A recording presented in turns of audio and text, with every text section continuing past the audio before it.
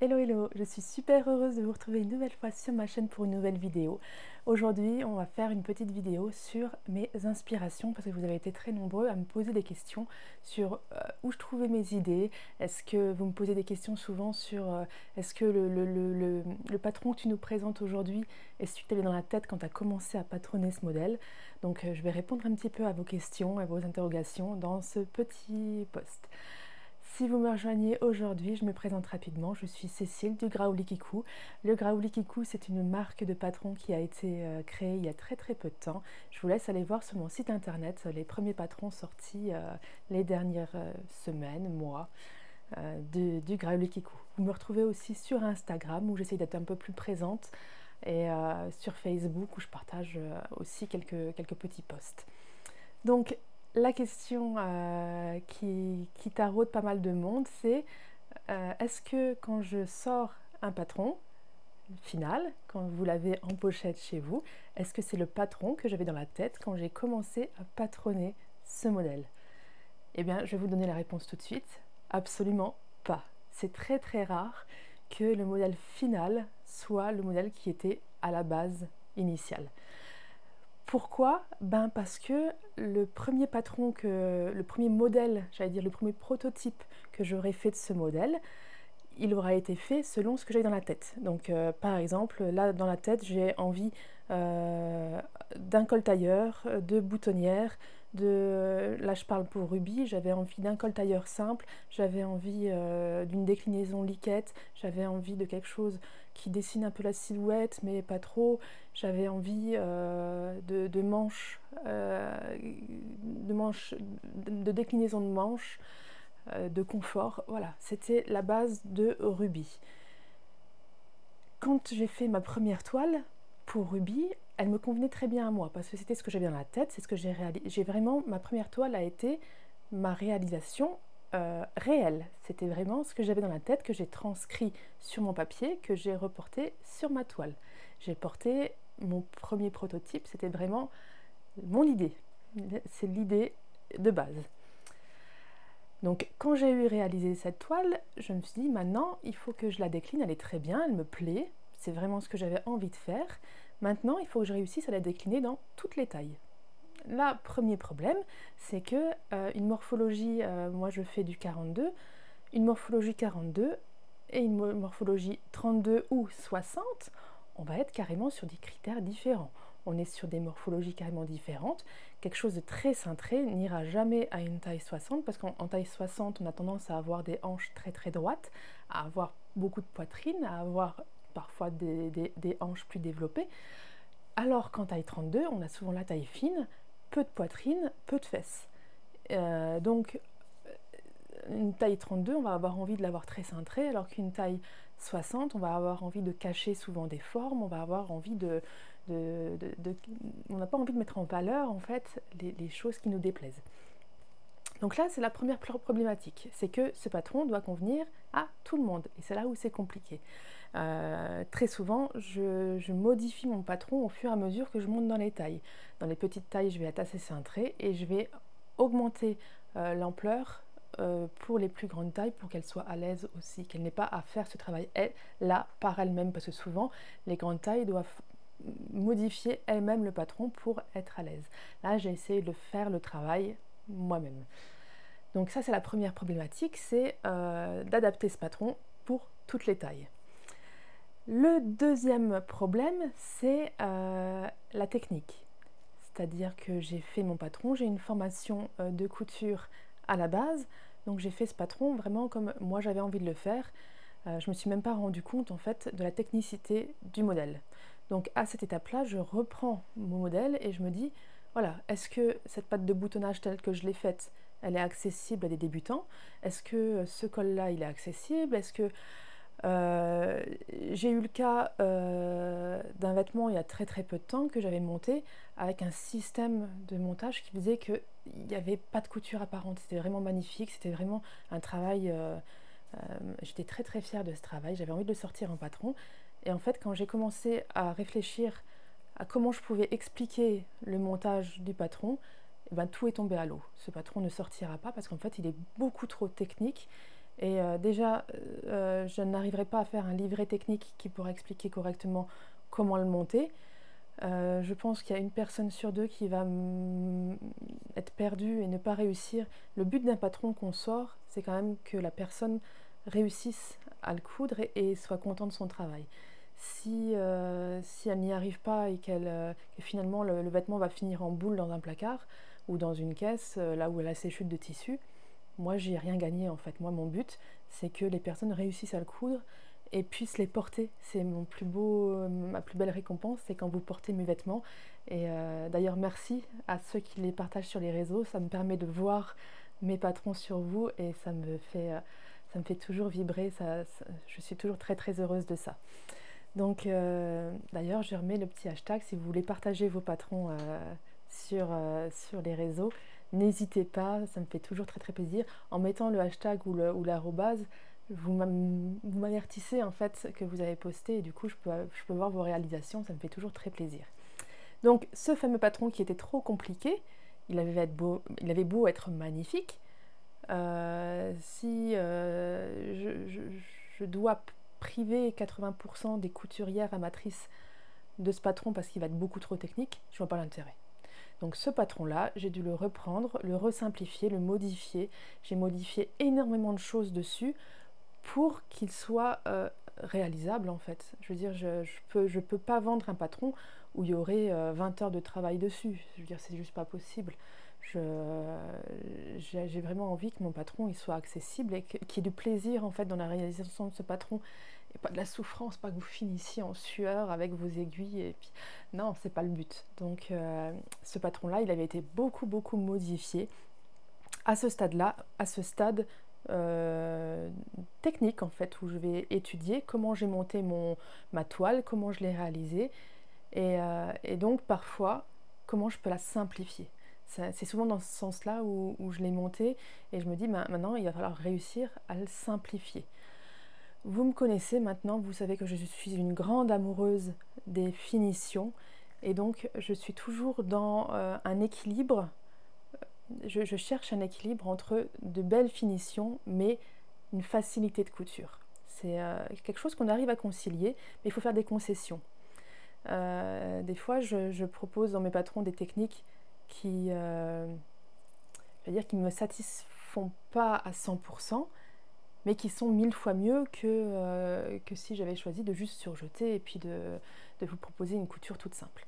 Donc j'essaye de trouver un équilibre entre des très belles finitions, mais une facilité d'exécution dans le travail. Donc ça, c'est pas toujours facile et ça prend énormément de temps. Donc là, je suis déjà, je pense, à ma 4e toile. Quand je réalise ça, je suis déjà à beaucoup de toiles. Et donc sur toutes ces toiles, j'ai essayé de faire des tailles différentes pour les essayer sur les copines, sur la famille, pour voir si déjà je peux faire un premier tour au niveau des tailles pour voir si mes gradations sont justes ou pas. Si la personne à qui je l'ai fait en 46 me dit attention, la taille là je suis trop serrée, avant de lancer les tests, je vais déjà écarter un petit peu la taille pour un peu plus d'aisance. Quand mon modèle, ma toile, au niveau de mes finitions sont bien, mes finitions et la technique de couture sont bien, que je vais déjà commencer à travailler sur mon livret parce que quand je vais entamer la phase de test, je vais devoir avoir mon livret qui sera quasiment prêt pour que les testeuses puissent aussi expérimenter le livret. Donc l'étape suivante, ça va être les testeuses. Les testeuses, elles sont très précieuses pour moi, elles font un travail merveilleux et je les remercie toujours parce qu'elles sont souvent dans l'ombre de certaines maisons de création de patrons, mais elles sont tellement importantes que moi je lui mets un point d'honneur. La phase de test, d'ailleurs nous sommes en plein test sur Émeraude en ce moment, c'est une phase qui est super importante parce que on va pouvoir voir plein de choses. Si mon patron il a bien été fait, si l'écran correspond, s'il ne manque pas une pièce sur le patron, s'il n'y a pas une pièce qui est à cheval pile sur du A4, pile sur une pliure du papier, donc ça n'ira pas. Tous ces détails-là, déjà de patron, quand elles vont l'imprimer et l'assembler, ça enlève déjà pas mal d'erreurs. Il y a très souvent des erreurs parce qu'en fait mes patrons, je les aurais positionnés dans tous les sens, je les aurais bougés plusieurs fois. Des fois j'ai un trait au pli un sigle au pli qui bouge et qui ne revient pas. Voilà, j'ai des défauts en fait qui apparaissent au moment de la mise en page de mon patron. Et ça, elles le relèvent parce qu'en fait elles sont habituées à travailler avec des patrons à 4 et donc elles peuvent me rapporter déjà les problèmes et je les rectifie au fur et à mesure. Après, elles vont mettre ce patron sur toile, elles vont faire leur toile et donc j'essaye d'avoir une personne par taille, ce qui va faire qu'on va pouvoir toutes les tailles les tester et affiner, s'il y a des problèmes, affiner par taille. Elles vont permettre aussi, parce qu'elles ont toutes leurs idées et leurs inspirations, elles vont permettre au patron de vivre dans différents tissus. Des tissus que j'aurais peut-être pas imaginé moi. Par exemple, pour Ruby, j'ai une personne qui l'avait fait avec une dentelle extensible rouge magnifique. Je l'ai trouvé canon et j'aurais pas eu l'idée de le faire. Donc déjà, ça me permet d'avoir des idées différentes sur mon patron, des points de vue différents, parce qu'on a tous des points de vue différents. Je trouve ça super intéressant. Et donc elles m'offrent aussi, elles élargissent un petit peu le champ de ce patron que je n'avais pas imaginé. Ensuite, elles me permettent, mine de rien, d'avoir des visuels. Les visuels, quand on va mettre en vente un patron, c'est important d'avoir des photos où les personnes les portent. Donc très souvent, j'ai des testeuses qui sont pas mal douées en photographie ou leur fiston qui les prend en photo. Donc quand j'arrive à avoir quelques photos juste magnifiques, je leur demande les droits, bien entendu, et je peux faire ma vitrine avec les photos de mes testeuses. Donc ça, c'est aussi un atout, c'est quelque chose de très important aussi. Donc finalement, après cette phase de test, une fois que tout est validé, vérifié, j'ai la phase avec l'imprimeur, où on va encore des fois trouver des petites coquilles qui sont passées entre les mailles du filet. Et arrive le moment de la sortie du patron. Et ce patron-là va être très souvent, du coup, très différent du patron qu'il y avait au départ dans ma tête. Donc souvent, je garde les vêtements que j'aurais fait sur toile. Mes toiles, je vais les garder parce qu'elles sont très portables. Et donc, je vais en porter souvent.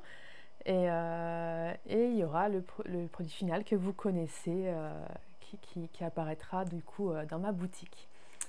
Donc ça, c'est vraiment les changements qu'il y a entre mon idée de base et l'idée finale. Après, il y a mes inspirations. Qu'est-ce qui a fait que j'ai eu envie de faire ce produit de base? Donc il y a plusieurs inspirations. Je vais dire, je fonctionne de différentes façons. J'ai plusieurs façons de fonctionner. La première, c'est que je vais avoir envie de faire un élément précis. Ruby, j'avais envie de faire un col tailleur. Ça a été le truc de base. Sur le col, enfin, une inspiration col tailleur. Je voulais pas un vrai col tailleur, je voulais une inspiration col tailleur. Et du coup, je me suis dit, je vais partir sur une chemise. Chemise, j'aime bien le pli dans le dos, esprit liquette, avec la couture derrière, le dos coupé avec la technique burrito. Et j'ai parlé de liquette, la version longue robe, je vais la faire avec un bas liquette. Donc c'est parti de là, d'un détail, et j'ai construit mon vêtement sur ce détail. Après, il peut y avoir aussi des fois une matière qui m'attire. J'avais envie de, par exemple, là, en ce moment, j'ai envie de travailler le matelassé. Et là, je me dis, matelassé, ça me parle, ça me parle, ça me parle. Gilet, veste, doudoune, ça me parle, ça me parle. Pourquoi pas jupe? Donc là, l'inspiration est venue du tissu en lui-même que j'avais envie de coudre à ce moment-là et qui a fait germer des idées en moi. Après, il y a les sources d'inspiration dans la rue.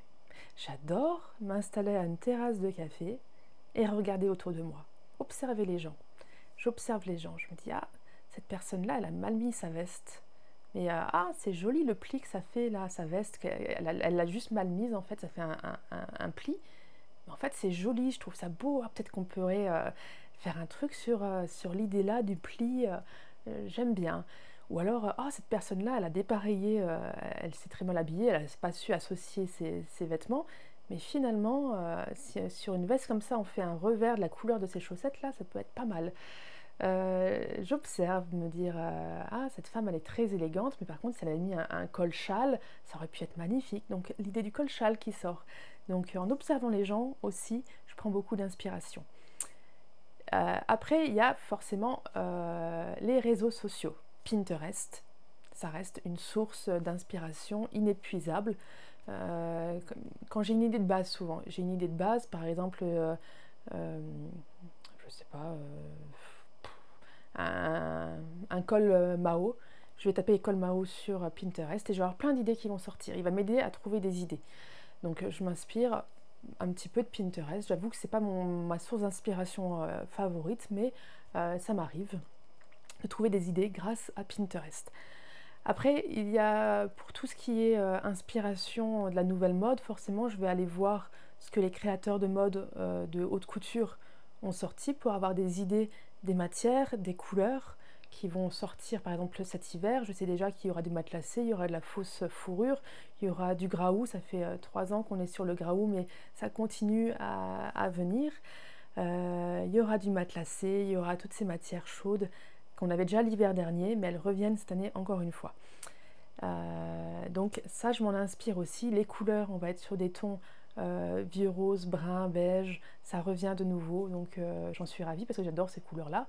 Mais on est un petit peu sur les mêmes inspirations que l'hiver dernier. Et ensuite, l'inspiration, c'est aussi en allant faire les magasins. Je n'achète plus de vêtements dans le prêt-à-porter, mais par contre, j'aime bien m'y promener pour voir un petit peu ce que les enseignes de prêt-à-porter ont sorti pour la nouvelle saison. Là, les boutiques, j'étais sur Paris il y a une semaine. J'ai pu observer un petit peu les boutiques qui ont sorti les collections automne-hiver. Ça y est, elles sont sorties. On a pu un petit peu voir déjà les inspirations du prêt-à-porter qui arrive cette année. Donc là aussi, je m'en inspire parce que forcément, quand on crée des patrons, il faut qu'on crée quelque chose qui ait envie d'être porté. Et très souvent, les gens, ils ont envie de porter quelque chose qui est, entre guillemets, à la mode. Voilà, ils ne veulent pas avoir tous la même chose, mais ils veulent quelque chose qui soit quand même dans l'esprit de la mode. Donc forcément, on s'en inspire. Donc je crois que j'ai fait le tour de mes inspirations. Donc principalement, d'abord, c'est une idée qui jaillit, et puis après, ça part un peu dans tous les sens. Donc j'espère avoir répondu un petit peu à vos questions. Je suis ravie de vous avoir partagé un petit peu l'évolution d'une idée vers un patron. Et si vous avez d'autres questions, n'hésitez surtout pas à me les poser. C'est toujours des sujets intéressants à pouvoir traiter, comme ça, en faisant du blabla entre nous. Et je trouve ça toujours intéressant. Et bien, il ne me reste plus qu'à vous souhaiter une très très bonne journée, une très belle cousette si vous êtes sur vos cousettes. Et je vous dis à très très bientôt. Je vous embrasse. Ciao, ciao!